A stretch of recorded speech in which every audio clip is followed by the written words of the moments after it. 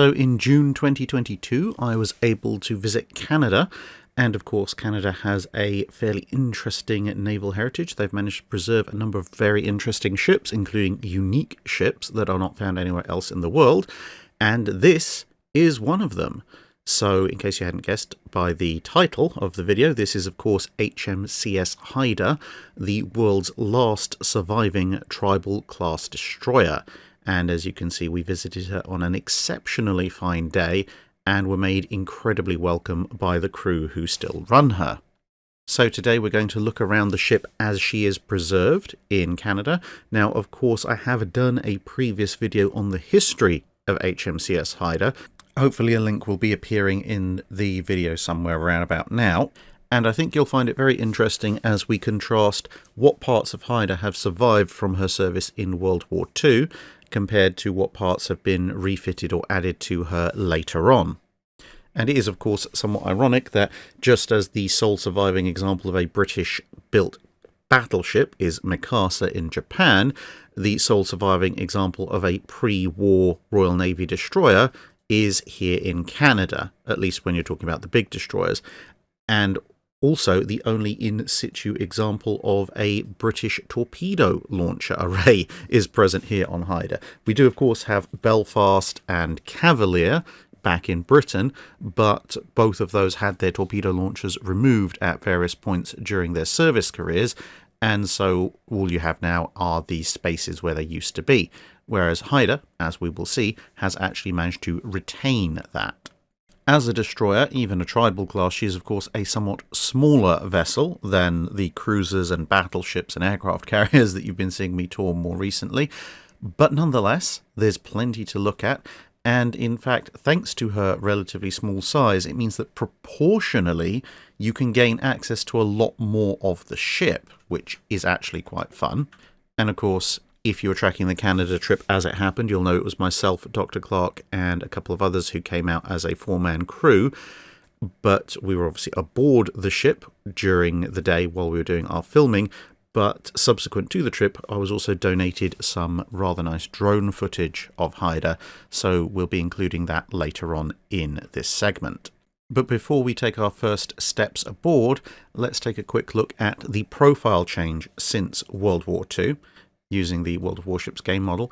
So you can see that nowadays, Haida has a pair of 4-inch rapid-fire guns up front, whereas before she had the 4.7-inch, but her masts have also changed in profile. You can see she now has a lattice, whereas before she had pole masts, and the aft superstructure has changed quite significantly from 2 gun installations to now just the one, which is also now 3-inch, and a squid launcher. But we shall go and have a closer inspection as we step aboard this historic fightiest destroyer.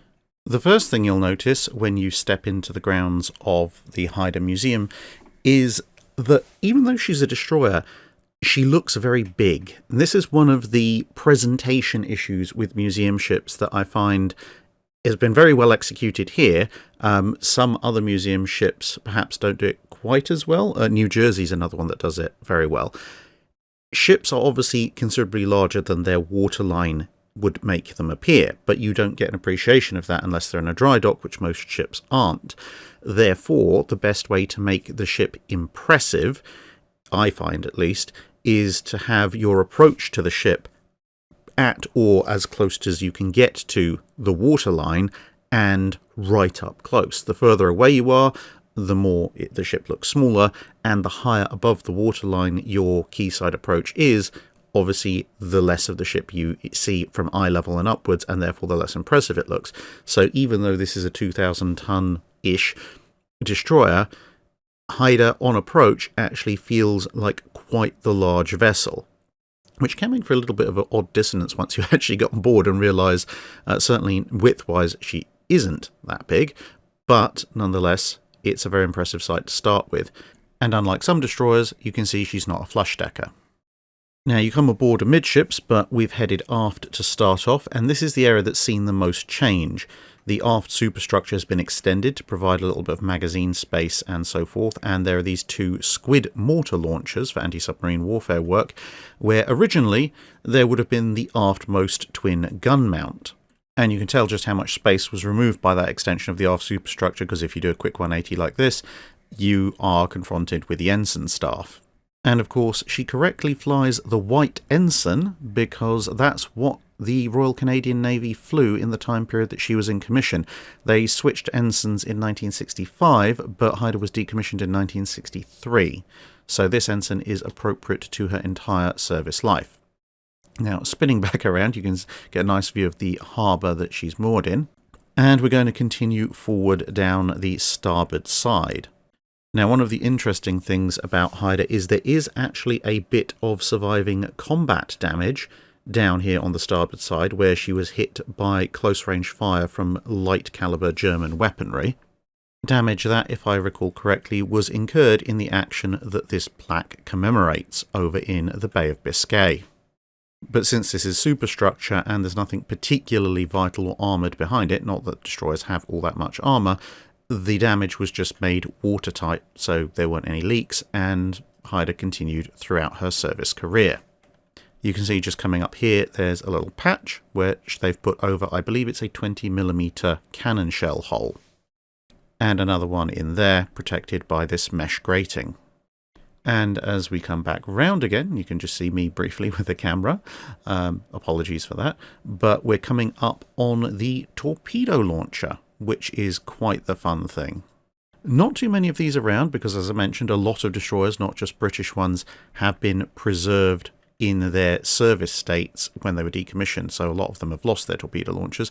Haida, however, has not, and is still armed with a set of quadruple torpedo tubes with torpedoes in place, as you can see here. And yes, I know you can only see 3, but that's because the other one is just around the corner. Now, we'll come back and look at the torpedo tubes in a little bit more detail in just a minute, but as we proceed further, you can see there's this walkway above which connects the fore and aft sections of the superstructure without impeding the fire arc of the torpedo launchers. That is, again, something of a later addition to help service the anti-aircraft mounts. And then, of course, you have the funnels, the aft funnel here with the rather fetching Canadian maple leaf, so that people know, A, she's friendly, and B, she is Canadian, although apparently these two things are synonymous. The refitted radar is up there as well. So as we come to the left, you see those two little red-lined hatchways. That's how you get down into the engine spaces, which we will do in a minute. And you can see this is pretty much the only way they can present the torpedo launcher. If they put it dead amidships in storage position, you won't see some of the detail of its business end. And if you train it out, you're going to block the entire deck. So as I promised, a little closer look at the torpedo launchers. These are, of course, the compressed air flasks. That's not for powering the torpedo, that's for launching the torpedo. In a submarine, all of these systems are obviously built into the sub, but on a destroyer with external torpedo launchers, you have to have all of this exposed. Well, unless you're the Japanese and put it in a little shelter turret, but we're not Japanese, so we didn't do that. And yes, this is an indicator that tells you how far to port or starboard the tubes have been swung, just in case you didn't notice. But this is all actually part of the manual training system, because although there, as we'll see later, there is an aiming, training and launching system on the bridge for these tubes, you can also completely run the launch sequence from the launcher itself. And even if you are going to be launching the torpedoes from the bridge, you still need the crew down here to prep them. So you can see all the various dials and gauges that are needed to prep the torpedoes, and this lovely crankshaft mechanism, which is part of the manual training device. So of course, if the power training doesn't work, well, someone's going to have to manually get all of this wound around. And it's not as easy as you think, because each of those torpedoes weighs several tons, so you've got 4 of them, plus the weight of all of this machinery, so it has to be very, very finely balanced and with a rather horrific gear ratio if you want to be able to turn it manually. And as you can see, every mechanism is repeated exactly on every launcher tube, because ultimately you want to be able to launch 1, 2, 3 or 4 torpedoes, and each torpedo needs its own maintenance and its own settings. Whilst saying this is a quad launcher, and of course you have quintuple or pentad launchers and triple launchers and twin launchers, etc., they are essentially all just collections of single launchers bolted to a common frame. And here's the business end, of course, with the torpedoes under a little bit of shelter, which is important for keeping the worst of the sea spray off of them, because you don't want the weapons to degrade whilst they're in storage. And here's the launcher with a handy Dan for scale. So it gives you some idea just how big these things are. Not just the torpedoes themselves, but the entire launcher array. And of course the Tribal class, unlike pretty much all other British destroyers of this period, only had one set. And that was in exchange for having 4 twin gun mounts. The later destroyers that succeeded them before the wartime emergency flotillas, so the J's, K's, L's, M's and N's, all had 2 sets of launchers, and British launchers at this time varied between quadruple and quintuple, or as the British will call them, pentad launchers. It was initially thought that the superior gun power of the Tribals would somewhat make up for the lack of torpedoes. Well, and also they were building them to a very specific displacement limit, which meant that if you wanted that gunpowder, you had to lose something, and torpedoes were the things that ended up being lost. But it wasn't an entirely happy solution, hence the reversion to, in the latter case, 6 guns instead of 8, but 2 sets of launchers.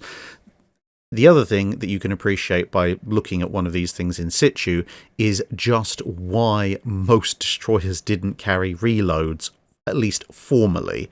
If they did carry reloads, they were either Japanese or they'd stashed some away somewhere. It is physically possible to manually reload a torpedo tube. It's not very easy. And bear in mind, of course, as I said earlier, that the Tribals are some of the larger destroyers of World War II, but when you're looking around, you think, where would you have space for another 4 torpedoes?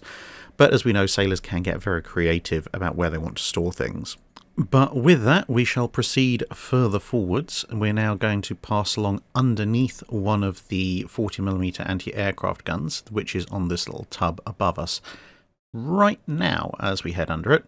And you can see on the right various boat davits, which of course do not have their boats on anymore, and these stairs will take us up onto the forecastle. And up front we have the Canadian World War II Naval Jack, so again completely period appropriate for this museum ship. And yes, I know we have skipped forward a little bit, but that allows us to turn around and walk back somewhat, which will then get us up onto the superstructure. So trust me, it's a bit of a better view. From up here, again, despite being a small destroyer, you're actually relatively high up off the ground. And as you come round, there are a couple of chairs. You might have noticed those from the live stream that we did aboard Haida. And behind us are, of course, the ship's remaining primary gun-based armament, the 2 twin 4-inch high-angle anti-aircraft and anti-surface mounts, with the foremost not just having the radar, but obviously also the Canadian national flag. And the foremost turret is actually operational and can still be used to fire gun salutes, and even when it's not remotely powered, the manual training actually works. As you can see, I sent one Dr. Clark in there to work the manual training, so you can see this is what the 4-inch mount looks like when one very, very exhausted person is trying to crank it around. And we of course have the breakwater just in front of us. But getting a bit closer, we can see exactly what the twin 4-inch mount is like. Now, of course, originally, as with all Tribals, Haida had 4.7-inch twin mounts as her default armament, but it was found that the rather limited anti-aircraft capability of those mounts was not brilliant in a war that was becoming increasingly dominated by aircraft, and so these much more anti-aircraft capable mounts were installed instead. Depending on the Tribal, some of them just had one of these on the aft super firing position. Haida had a complete refit at one stage in her career, which is what she's partially retained because there are 2 left up front, because as we mentioned earlier, the aft has been significantly altered. There is a little plate here between the 2 guns, allowing you to operate the 2 separately without interference. And you can see that unlike, say, the 5-inch 38 mounts on a Fletcher class, this is an open-backed mount. So it's just got splinter shielding from the direction of the enemy. It does not have any splinter shielding behind. This was a Royal Navy design policy for a lot of its destroyer mounts in the early war and interwar periods, because based on experiments they concluded that if a heavy shell lands just behind a gun mount, then the explosion and fragments were likely just going to turn the rear part of the mount into additional shrapnel. So it was actually a negative to have that supposed protection at the back, although destroyer crews in the Atlantic would curse that decision because of course it meant that these things were nowhere near as weatherproof as fully enclosed mountings. And in common with a number of smaller caliber weapons in World War II, these are sliding breech block guns, although they are vertical, not horizontal sliding breech blocks. And to the side of each gun there at the viewing slit, there is actually a crew position, and behind them, and what we're looking at now, is part of the loading mechanism, which of course allows ammunition to be fed to the guns and then loaded into the breeches as required. And not only could the 4-inch gun actually fire at higher elevations than the 4.7, it could also load at much better angles because the round was substantially lighter, which helped. And one climb up a mount face later, we are actually now level with the super firing gun, B gun, and you can see there's a voice tube running down the side of the mount. I don't necessarily know I'd like to have been standing outside the mount trying to keep track of its movements whilst yelling at somebody, especially considering the bridge is right behind, but there you go. 2.5 train markers there from her service in Korea. Because, of course, unlike some of the British tribals, the Haida did have a fairly active service career in the 2 decades following the Second World War, which is why she's got all of these refits. You can see here we have the blast shield that's protecting the guys down on A mount from the blast effects of B mount should B mount have to fire dead ahead. And as we come back round, we'll see that unlike A mount, B mount here has had all of its vision slits sealed up for slightly better weatherproofing. That little set of handholds is the equivalent of the one that we used to climb up here in the first place. Apologies for the slight camera judder there, but mechanical things do sometimes have little temperaments. There you go, those 2 handholds. We climbed up the equivalent of those on A mount to get up to this point. And there you can see the mast, the beautiful Canadian sunshine, which was very bright during pretty much our entire trip except for one day in Halifax. And now we can continue on upwards. Now, to get higher up the superstructure, you have to go inside it, and as soon as you get inside, you come across this. This is one of 2 shell hoists on this level, which bring up the shells for the forward armament. As you can see, there is a circular hatch in the floor there. That's where the shells will actually rise, and that one was the starboard one. This is the port side mechanism, and the magazines are now directly underneath us. So the shells would come up to this point, and then they could be passed out of the door to A mount, or they could be passed further on up through the roof to B mount. And this indicator with a lever allows you to tell the guys down in the magazines what kind of ammunition you want. So you've got start and stop loading, and then you have 3 different kinds of regular projectile, plus star, which is of course for star shell if you need to illuminate somebody at night. Now, over there by the starboard loading mechanism, you may have noticed there's the ship's crest, or a ship's crest for Haida. And you might wonder, what's the meaning of that crest? Why is she called Haida in the first place? Well, I'll let one of the crew explain. This is HMCS Haida's official ship's badge, which was 1948. And the badge Haida is named after the Haida tribe on the west coast of Canada and the Queen Charlotte Islands. And the folklore of the Haida nation is of a thunder river bird, and that the flapping of the thunder river bird's wings causes the thunder, and the flashing of its eyes the lightning.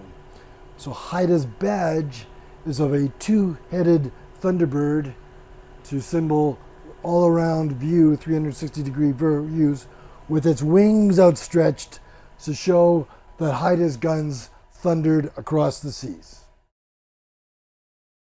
And for those of you who are wondering, yes, the naming of Haida was a continuation of the tribal class naming nomenclature of the main body of destroyers built for the Royal Navy.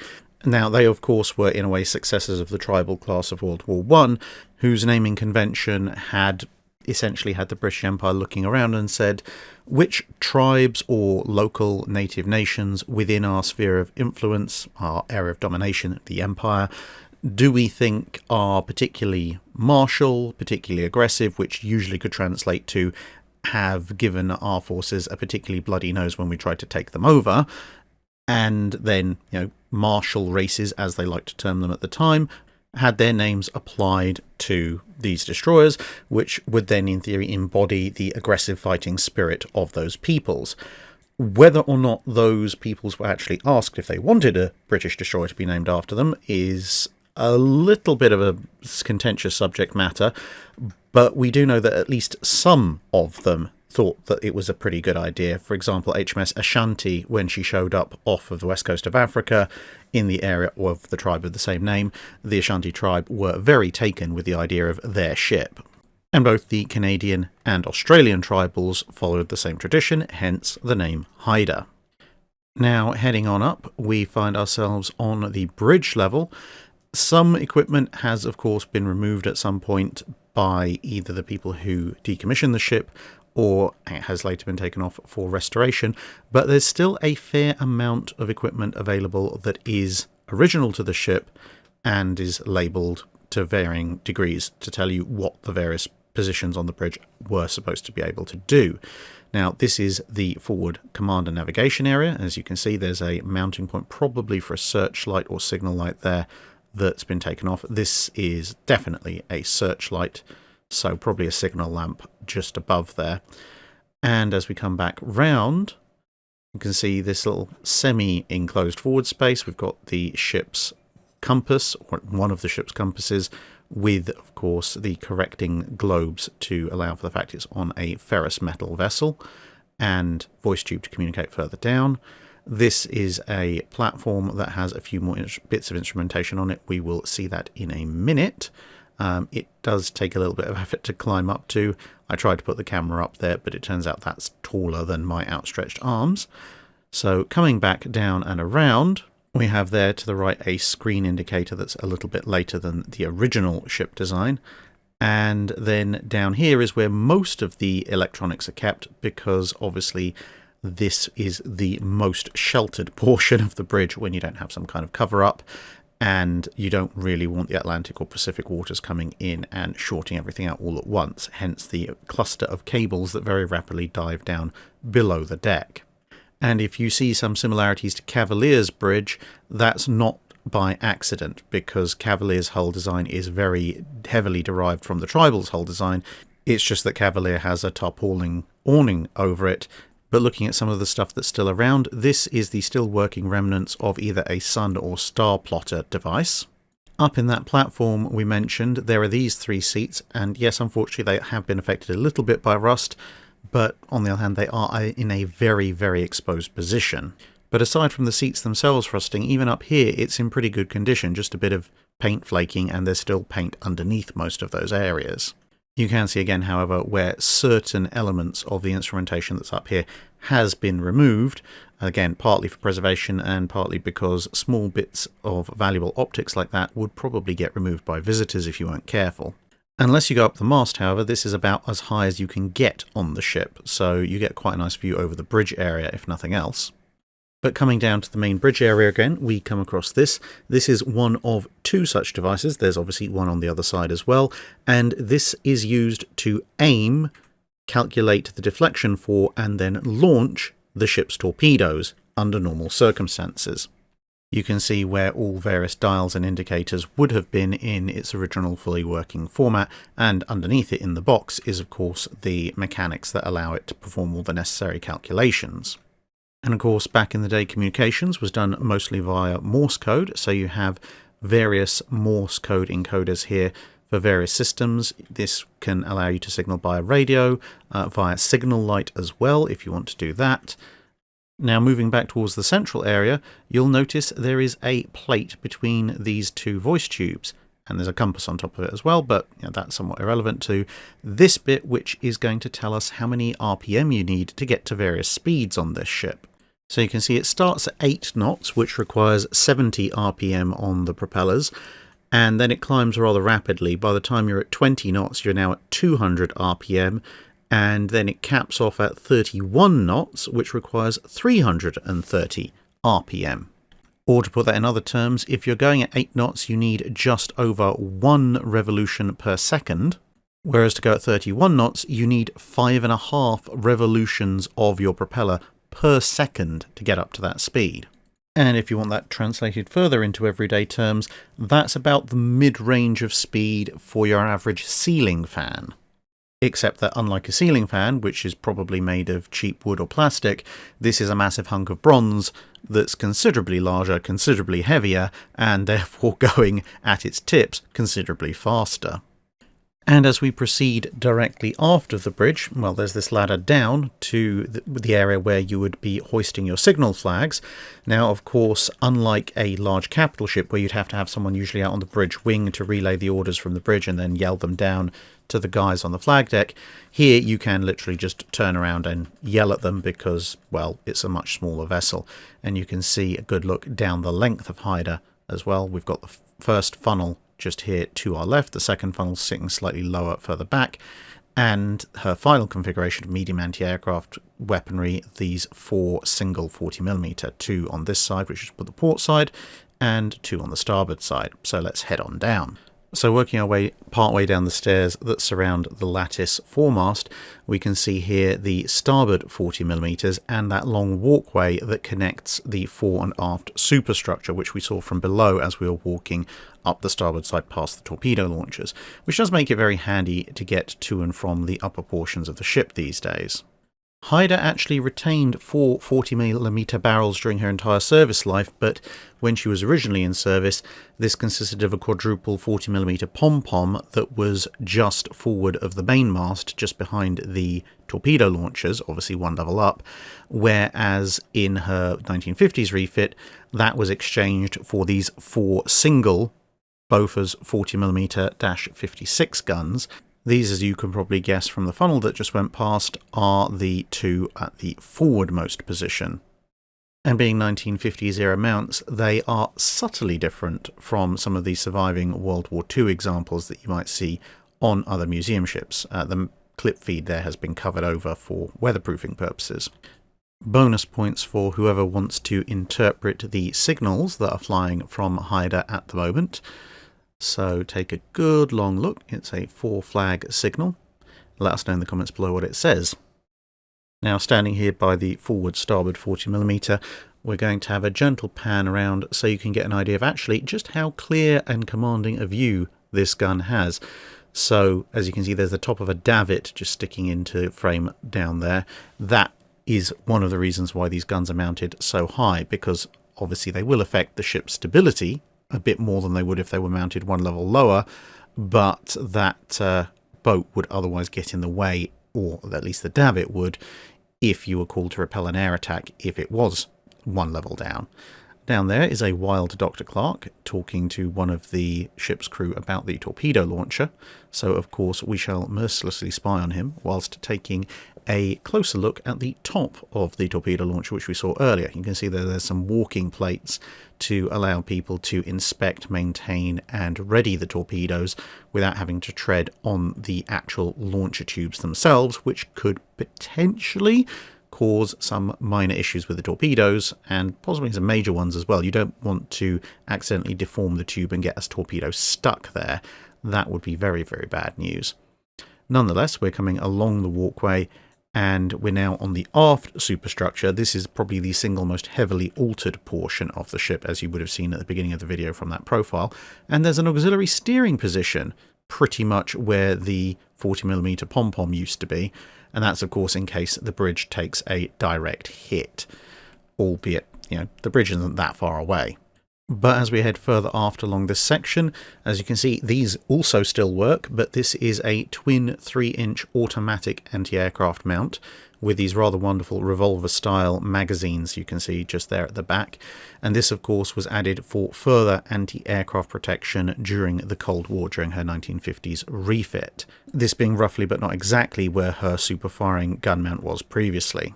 And then coming down that ladder, we have the squid launchers, which we saw right at the beginning, so we're kind of back where we started. And of course, these are the anti-submarine mortar throwers, but they are considerably further aft than the original lower of the twin gun mountings.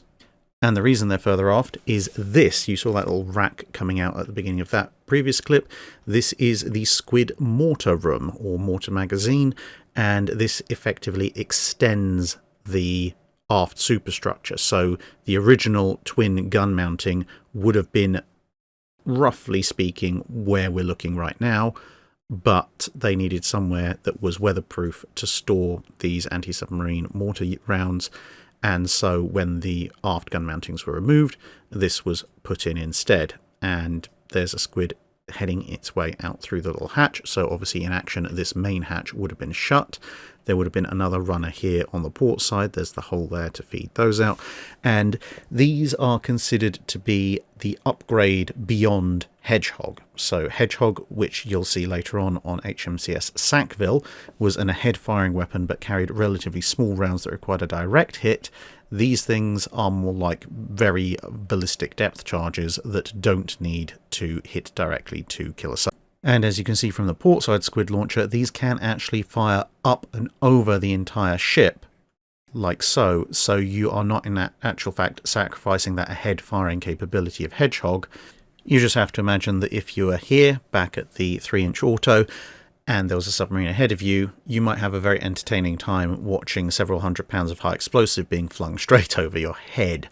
The 3-inch, of course, reflecting to a certain degree the amalgamation of anti-aircraft fire after the Second World War, where the 40mm, the medium anti-aircraft, was perhaps even getting a bit short range by 1950, but the heavier 4.5 and 5-inch guns were a little bit bulky, and so this 3-inch seemed to offer a kind of halfway house where you got not quite the fire rate of a 40mm, but a very impressive fire rate, as long as you could keep feeding it those little round clips of ammunition.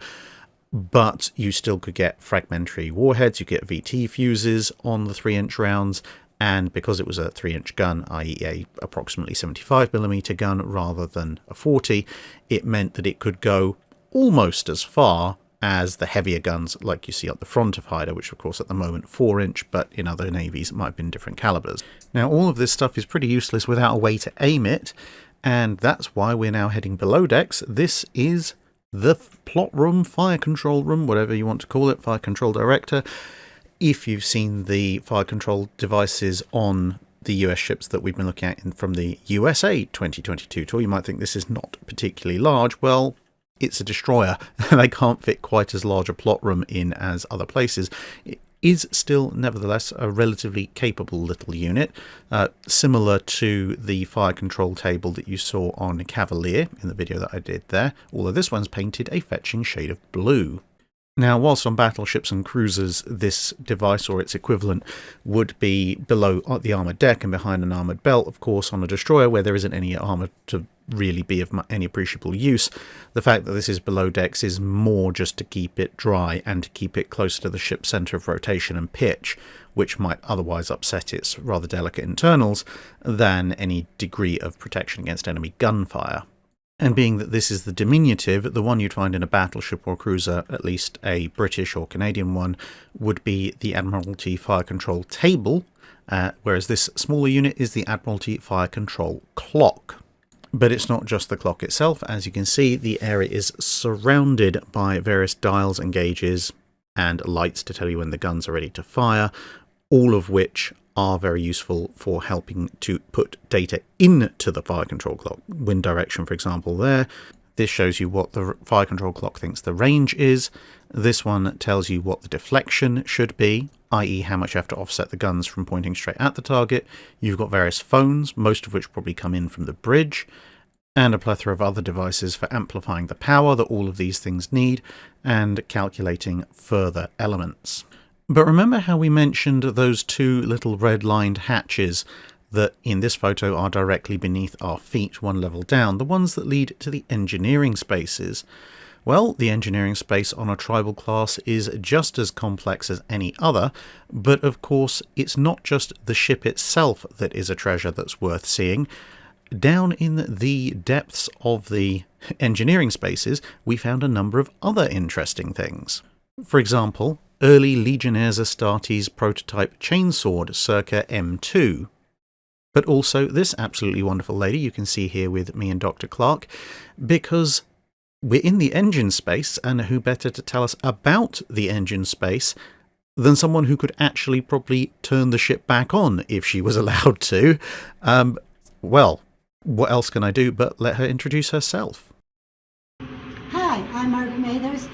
I served in the Canadian Navy. I served on HMCS Ottawa III, which was a steamship similar to this one, but a little different, of course. And I was one of the first women, not the very first, but I was one of the first women to serve as a stoker in the Canadian Navy, which I really enjoyed. When I got my training down there, I did a lot of my drawings. So when I come back to Haida, I've been with the Haida for nearly 30 years, and I've done all my piping, I trace everything. So when I give a tour, everybody's going to get a better understanding what stokers really did in the Canadian Navy, especially on the steamship, which we don't have no more.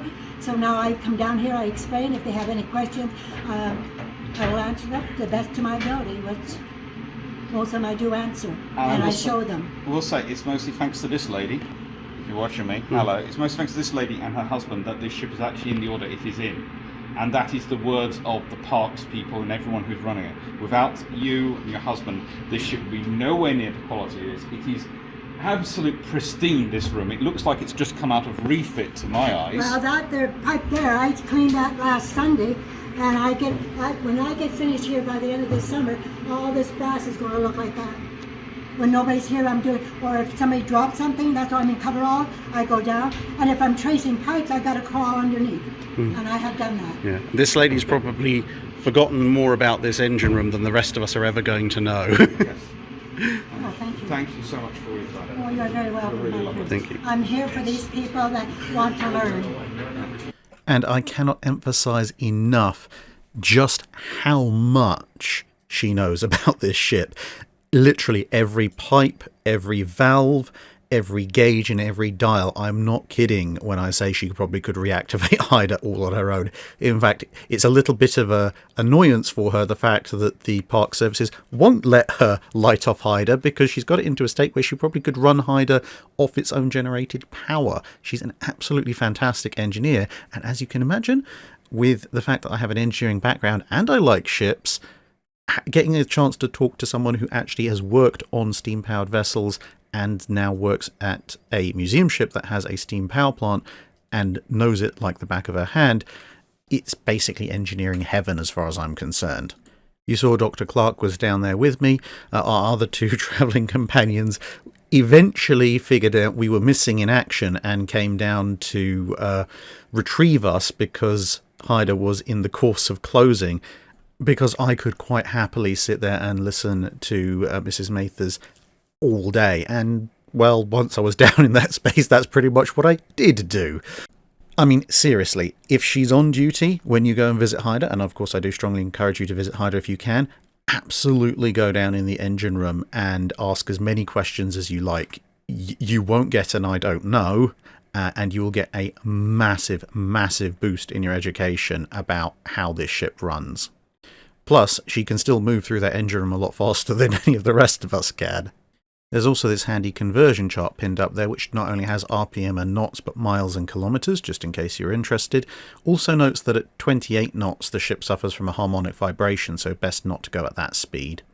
And as well as the engineering plant itself, if Stoker Mathers isn't around, then you have this handy little 3D diagram to consult, which will teach you about some of what this massive machinery plant actually does, and it does pretty much run from bulkhead to bulkhead across the entire width of the ship, which is one of the reasons why destroyers do tend to sink rather dramatically quickly if they get hit amidships, because there's just one gigantic room. And yes, you can have a look inside the turbines as well, as you can see here, but out of respect for Stoker Mathers, I'm just going to say, yeah, if you want to learn more about a Tribal Class's steam plant, just go and ask her. Now, there are, of course, crew quarters and the officers' country, map plotting rooms and so forth that you can go and visit, but as normal, I'm leaving a few bits out so that you can go and see them yourself. But here we have some of the donated drone footage looking over the top of the ship. So again, bonus points if you can spot the areas where things were either cut away or added. They are there. Hopefully this is coming through at 4K resolution, so you should be able to see them. But they are fairly subtle because it was a proper refit that was done in the 50s, not an wartime hasty one. So weld lines and so forth have been fairly well cleared up. But you can see there you've got the squid launcher on the back, then the extended superstructure for the squid magazine, then that 3-inch automatic, main mast, where the Bofors used to be, quad torpedo launchers, the 4 40mm Bofors, the 2 funnels, mast, radar, the bridge area, and the 2 forward gun mount positions, which are currently, of course, the twin 4-inch high angle. So that pretty much wraps up our visit to HMCS Haida. Of course, thanks very much to Dr. Clark and Dan and Gareth who accompanied us for, obviously you would have noticed Dr. Clark shot a little bit of the footage I've used here, and of course our anonymous drone footage donator, but everyone was very handy. It was very nice to meet a bunch of people, subscribers there.